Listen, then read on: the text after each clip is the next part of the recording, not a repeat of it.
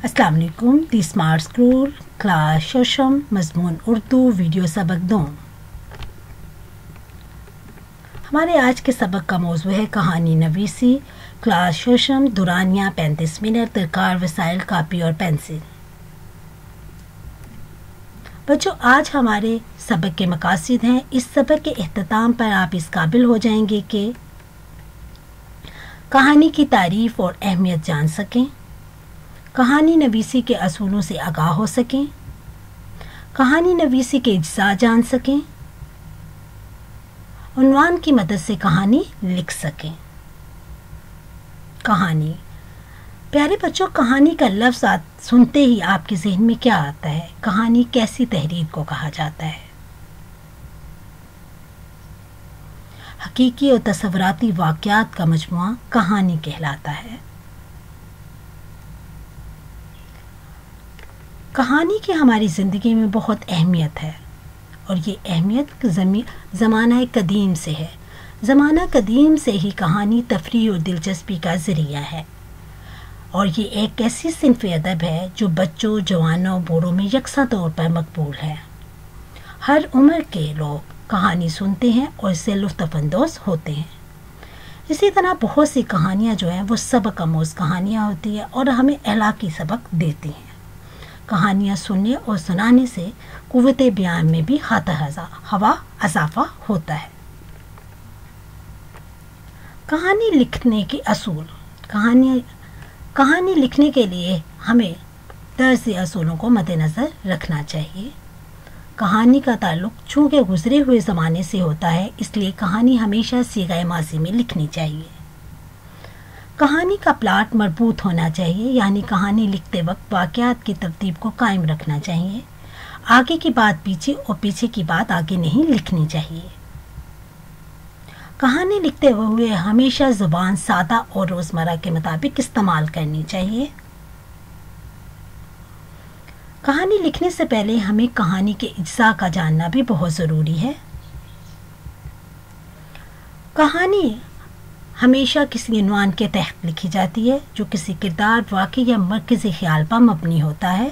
मसलन प्यासा कौवा, दूध में पानी, गरूर का सर नीचा। कहानी का बुनियादी नुक्ता मरकज़ी ख़्याल कहलाता है और कहानी हमेशा किसी मरकज़ी ख़्याल के तहत लिखी जाती है। मसलन हमदर्दी करना अच्छी बात है, खुशामद बुरी बुला है।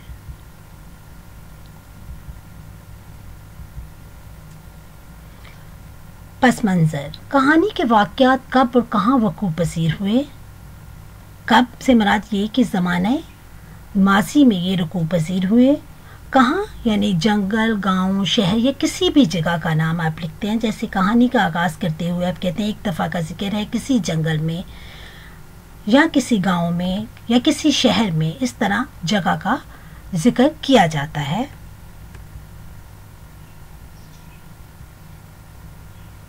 कहानी लिखते हुए इसका खाका तश्कील दिया जाता है। मसलन अगर हमने एक कहानी कौवा और लोमड़ी लिखनी है तो हमारे वाक़यात की तरतीब कुछ यूँ होगी।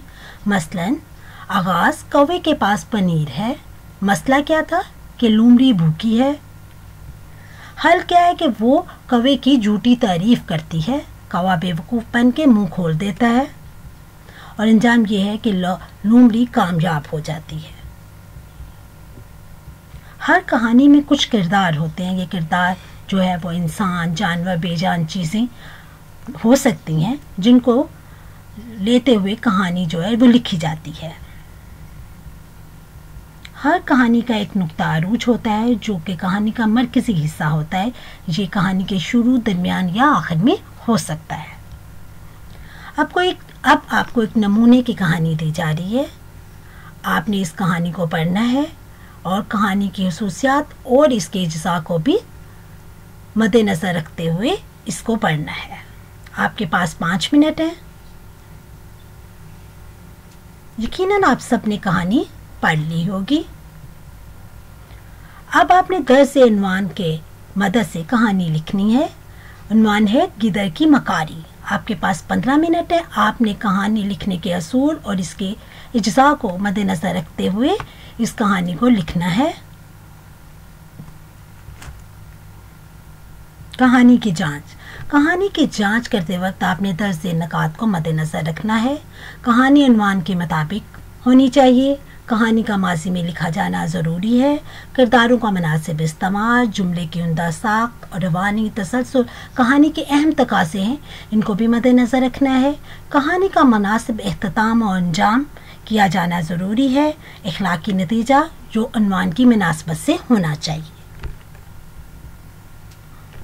अब आपको एक खाका दिया जा रहा है। आपने इस खाके की मदद से कहानी लिखनी है और ये कहानी आपके लिए घर का काम है। यकीनन आपने इस सबक से कहानी लिखनी सीख ली होगी। शुक्रिया। अल्लाह हाफिज़।